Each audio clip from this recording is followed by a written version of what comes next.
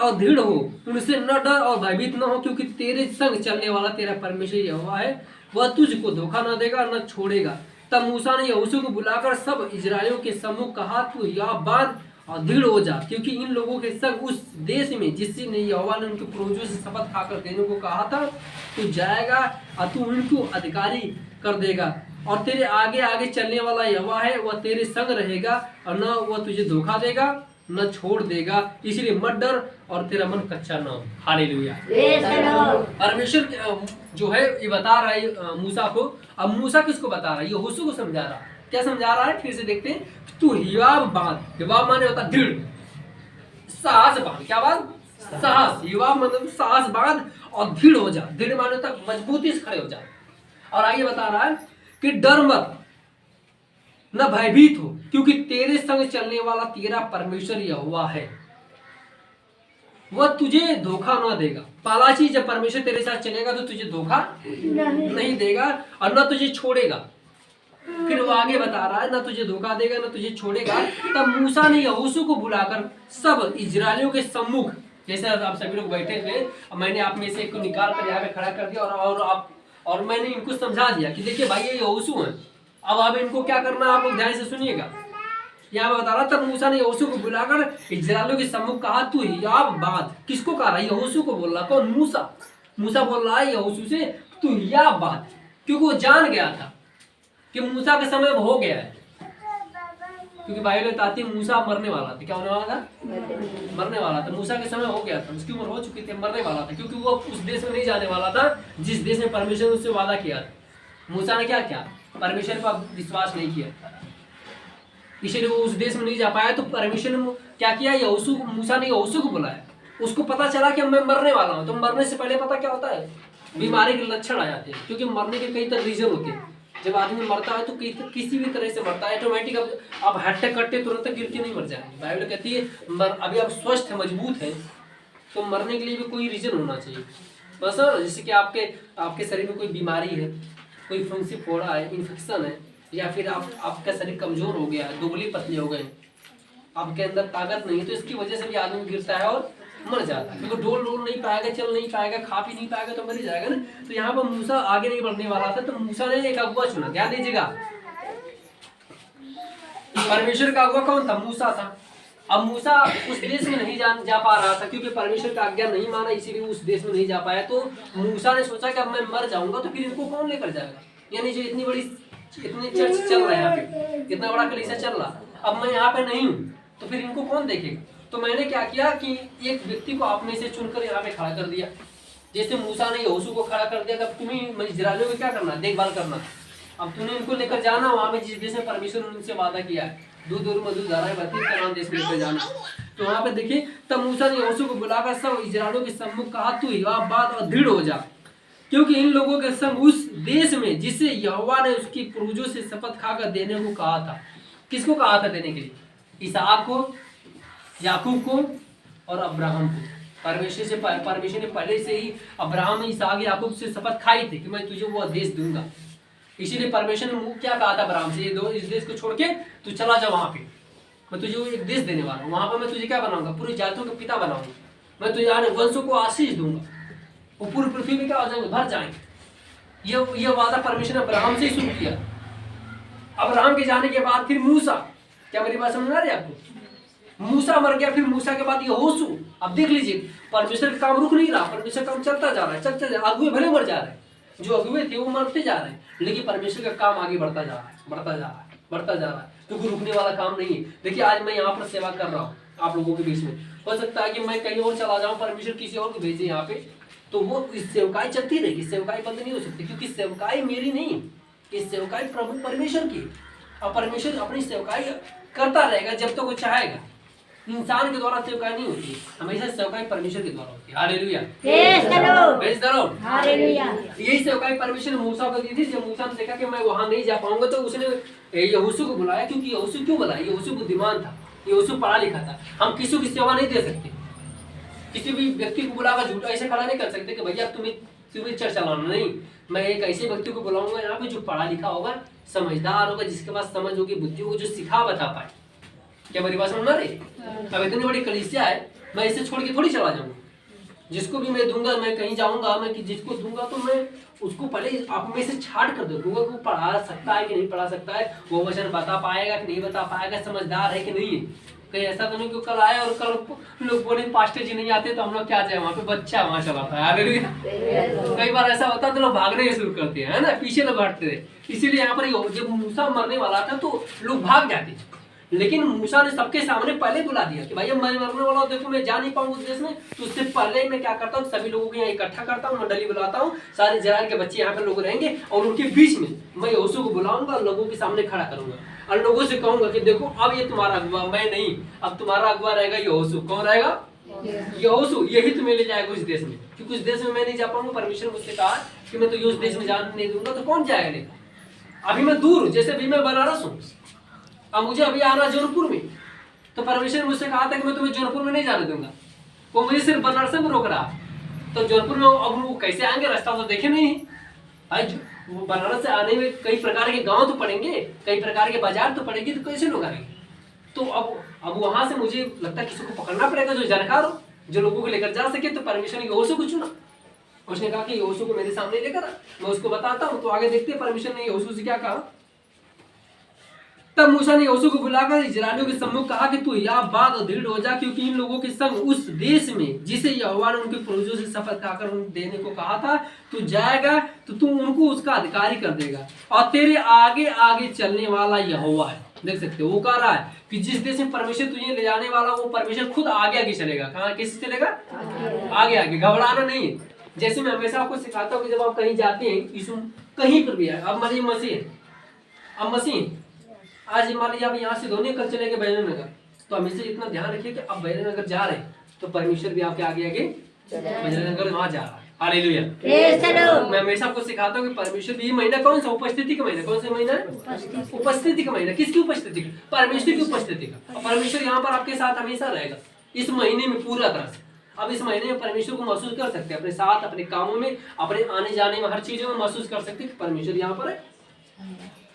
आप देखेंगे गवाहियां कैसे आपके पास होती है। गवाहियां जो आती है अपने मन में गवाही थोड़ी दे देती है, आपके साथ कुछ होता है तभी गवाही देते हैं। तो इसका मतलब है परमेश्वर आपके साथ। Hallelujah. Praise the Lord. Number 8 में क्या कर रहा है?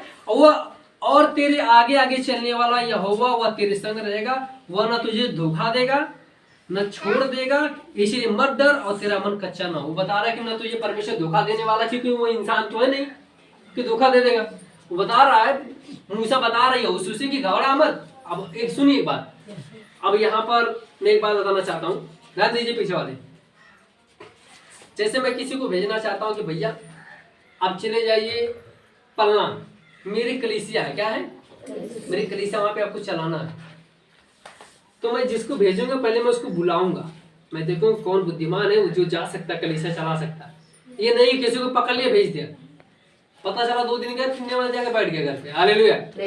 ऐसे नहीं, मैं जिसको भेजूंगा मैं पहले उसकी परख करूंगा कि वो जानकार है कि नहीं, उसको कुछ आता है कि नहीं, वो उसको बाइबल का वचन कुछ पता है कि नहीं, प्रार्थना करने आता है कि नहीं, सब कुछ जानकारी है कि नहीं, तब मैं भेजूंगा उसको। ये नहीं कि किसी को वैसे पकड़ लिया भैया चलो अब तू ही लेके आगे पीछे, हम पीछे पीछे चला। हालेलुया।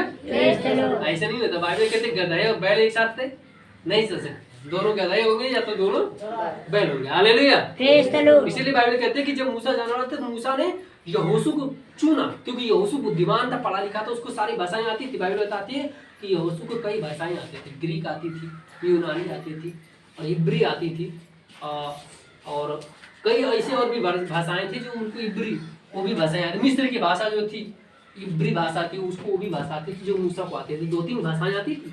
जैसे यहोशू पढ़ा लिखा था, जैसे आपको पता है कि अगर किसी को डीएम बनाना होगा तो पढ़े लिखे लोगों को डीएम बनाया जाएगा। किसी को झोला छाप आदमी थोड़ी बनाते हैं डीएम। और झोला आदमी को अगर 2 दिन में डीएम बना देंगे तो 2 दिन में पूरा तो अफरा तफरी मच जाएगी जौनपुर में। हालेलुया। पता चलेगा और डीएम बेचारा जिले का मालिक होना चाहिए, उसको देख रेख करना, तो जाकर आप सूती बना रहा, बीड़ी पी रहा, और जो बेचारा शिकायत लेकर ऑफिस में जा रहा बोल रहे डीएम है, इनको तो होना चाहिए महात्माओं की टोली। हालेलुया। ये मेरी बात समझ रहे? अभी बेचारे अपना हाल करेंगे कि उनका हाल करेंगे। अब इनको अब भाई 2-3 लोग आए यहाँ पे, भैया डीएम साहब के सुरती बना दी, थोड़ा बीड़ी जला दिए, पिए कम मन करा, ये डीएम साहब यही पढ़े लिखे हैं। पहले कहते डीएम ओपन है ना, सब पता चला कि कल दूसरे डीएम बना दिए अपनी जगह, कहेंगे भैया अपना कुछ ना हो तो तू पढ़ लेगा, तू जाके बैठा। हालेलुया। तो कहने का मतलब है कि सेवकाई जो होती है वो पढ़ा लिखा नहीं, अक्सर ज्यादा से ज्यादा पढ़े लिखे लोगों की जरूरत पड़ती है वहाँ पर। हालेलुया। मेरे पढ़े लिखे लोग सेवकाई में काम नहीं कर सकते। हालेलुया। क्योंकि उनको हर तरह से आना चाहिए, उद्धार की प्रार्थना आनी चाहिए, पवित्र आत्मा ग्रहण करवाने आना चाहिए, वचन बताने आना चाहिए, सुसमाचार का प्रचार करने आना चाहिए, इसके बाद गाना भी आना चाहिए, वचन कैसे बताना वो भी आना चाहिए, बुद्धि उनके पास होनी चाहिए, समझ होनी चाहिए, ये सब चीजें उनके पास होनी चाहिए। तब ऐसे सेवकाई होती है, ऐसे किसी को पकड़ के सेवकाई तो नहीं करना। हालेलुया। किसी को पकड़ के अगर सेवकाई करते हैं तो सेवकाई चलेगी 1 महीना, 2 महीना, 3 महीना, 4 महीना, 6 महीना में बंद हो जाएगी। फिर बोलेंगे कि हम क्या करें, बड़ी परेशानी है, हम क्या करें। हमने कहा सब पहले हम नहीं समझे परेशानी कहाँ से थी। परेशानी अब नहीं है, परेशानी शुरू में थी। अगर वो शुरू में हल हो गई होती तो ऐसा नहीं होता। हालेलुया। इसलिए मत डर और तेरा मन कच्चा ना हो। बता रहा है यहोशू को कि तू डर मत, भयभीत ना हो, तेरा मन कच्चा ना हो, क्योंकि वो तेरे साथ साथ रहेगा। तू जहाँ कहीं भी जाएगा परमेश्वर तेरे साथ जाएगा। हालेलुया। और आइए हम देखते भजन संहिता अध्याय 23 वचन 4 में लिखा हुआ है,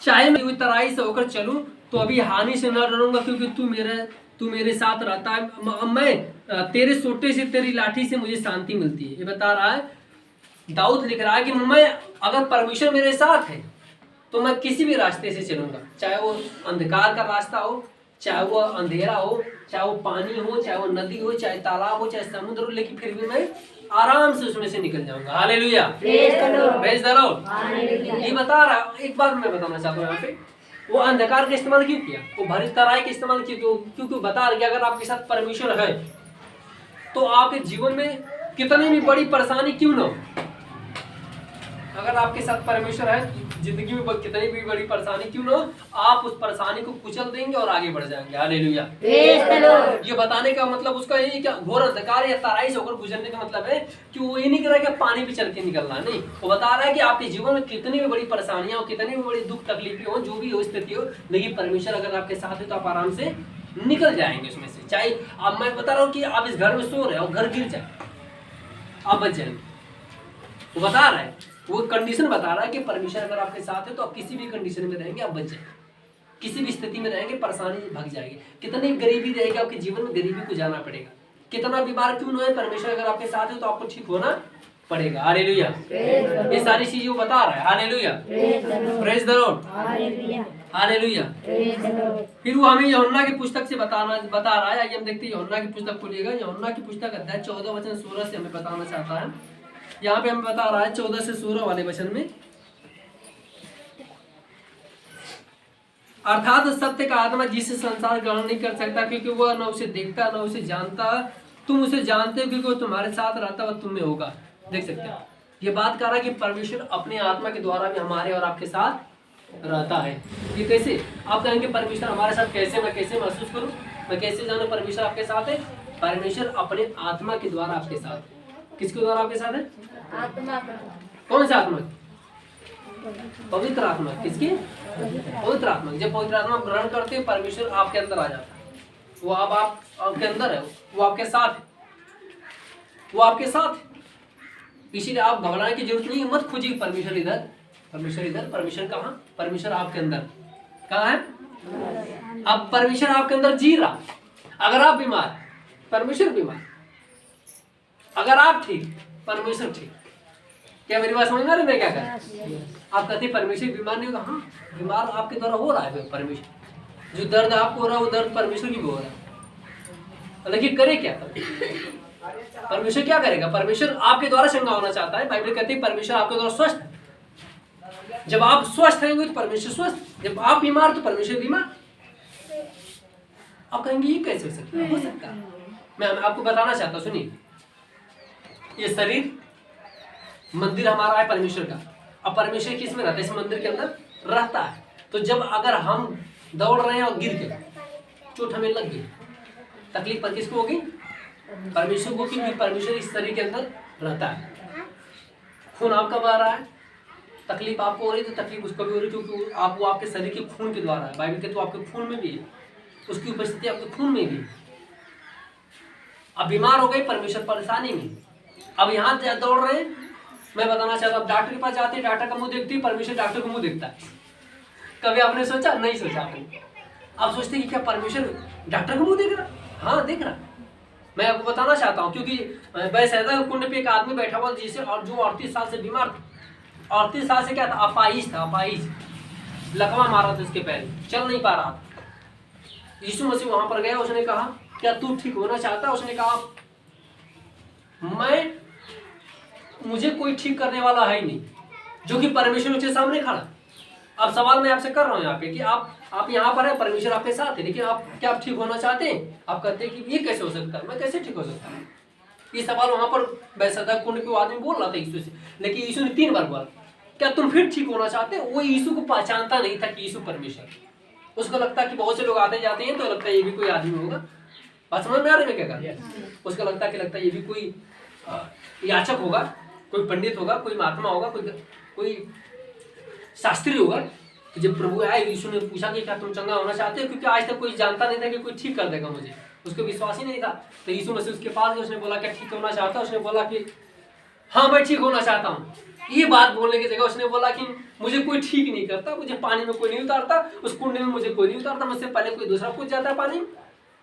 जब वो दूध आता है उसको घंटे को जब हिलाता है और घंटा जब बजता है तो मुझसे पहले कोई दौड़ के कूद जाता है पानी में, ठीक हो जाता है। मैं बहुत दिनों से बैठा हूँ यहाँ पे बैसैदा के कुंड पे, इस पोखरे के पास। बैसैदा के कुंड का मतलब होता है पोखरे के पास, एक तालाब के पास वो आदमी हमेशा बैठा रहता था। और पता वो सबसे आगे जाके बैठ रहा कि जैसे आज स्वर्गदूत घंटा बजाएगा तुरंत मैं कूद जाऊंगा। लेकिन एक बात थी, तो कैसे कूद पाया? क्योंकि उसका पैर काम ही नहीं करता था। कुछ लोगों का मान लीजिए हाथ में तकलीफ थी तो वो पैर तो ठीक था तो दौड़ के जल्दी से कूद जाते थे पानी में। किसी के मान लीजिए पेट में दिक्कत थी तभी उसका पैर सही था तो दौड़ के कूद जाता था। मान लीजिए किसी के शरीर में कोड़ लगा हुआ है तो उसका हाथ पैर बिल्कुल काम कर रहा तभी कूद जाता था। कोई अंधा है, अंधा तो उसका क्या मतलब पानी नजर नहीं आएगा, उसको आएगा पानी नजर तो चल के वो दौड़ के जाकर कूद जाता था पानी में, आंखों से दिखने लगता था। मतलब कोई रोग था जो पानी में पहले कूदता था वो ठीक हो जाता था। लेकिन वो आदमी लंगड़ा था, कैसे चल पाएगा? जब तक घंटा कोई बजाएगा तब तक, जब तक वो उठेगा घिसते घिसते 2 कदम बढ़ेगा तब तक कोई तीसरा कूद जाएगा उसमें। हालेलुया। ये कंडीशन थी और बाइबल बताते हैं यही कंडीशन परमेश्वर देखकर यीशु मसीह वहां पर आया और उसने उसको ठीक किया, क्योंकि वो जानता था कि ये हमेशा शिकायत करेगा कभी ठीक होगा नहीं। यही मैं बताना चाहता हूँ। मैं आप यहाँ पे बहुतों को देखता हूँ, बहुत से ऐसे लोग हैं जो शिकायत करते हैं अपनी जिंदगी में, हमेशा कहते हैं मैं ठीक नहीं होता हूँ, मैं हमेशा परेशान हूँ, मैं हमेशा दुख में। मैं प्रार्थना करता हूँ, सवाल है प्रार्थना में करता हूँ, लेकिन मैं हमेशा बीमार रहता हूँ। मैं डेली वचन पढ़ता हूँ लेकिन मैं बीमार रहता हूँ। ऐसी कंडीशन में परमेश्वर मुझे आपके पास भेजता हूँ, मैं आपको देखकर मैं आपके लिए प्रार्थना करता हूँ।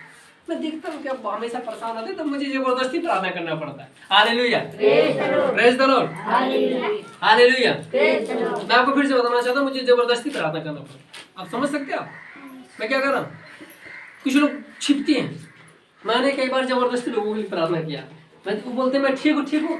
मैंने कहा तुम ठीक हो सच में? तो आगे थोड़ा सा जब मैं आगे बुलाता हूँ तो पता चल जाती कि कितना ठीक हूँ। हालेलुया। क्योंकि शैतान बोलता कि तुम बोलो मैं ठीक हूँ, ताकि मैं 2 दिन बाद फिर बीमार रहूंगा तो पास्टर जी तो आएंगे नहीं, 1 हफ्ते बाद वो तो आने वाले अगले हफ्ते में। तब तक चारपाई में रहूंगा, चिल्लाऊंगा, घर वालों को सबको परेशान करूंगा कि भैया दवाई लिया हुआ, दर्पण लिया हुआ, डॉक्टर के पास लेके चला। हालेलुया। तो इसीलिए मैं जबरदस्ती बुलाता हूँ अपने लीडरों को, उनके लिए जबरदस्ती प्रार्थना करता हूँ 2 बार 3 बार। आप यकीन नहीं मानेंगे 3 बार 4 बार मैं प्रार्थना करता हूँ जल्दी ठीक हो जाए सब, और ठीक होकर जाते हैं सब। अगली बार चंगाई सभा हुई थी, आप देखे थे जितने लीडर चर्च में आए थे मैंने सबके लिए दुआ किया था। तो वो भी 1 बार नहीं कई बार किया था, और जो लोग ठीक जो गवाही दिए लोग घर गए और अभी तक ठीक है। भाई बहुत से लोग नहीं आए थे तो बहुत से लोग जब नहीं आए थे तो ठीक कैसे होंगे? तो अब बहुत से लोग बीमार अभी तक है। हालेलुया। लेकिन मैं नहीं चाहता कि आप बीमार है। परमेश्वर की इच्छा यही है कि आप स्वस्थ रहे। परमेश्वर खुद चाहता है कि आप हमेशा क्या रहे? स्वस्थ रहे। अगर स्वस्थ नहीं रहना तो यीशु से कोड़ा क्यों खाता? बताइए मुझे। इसीलिए लिखा कि यीशु के कोड़े खाने से हम चंगे।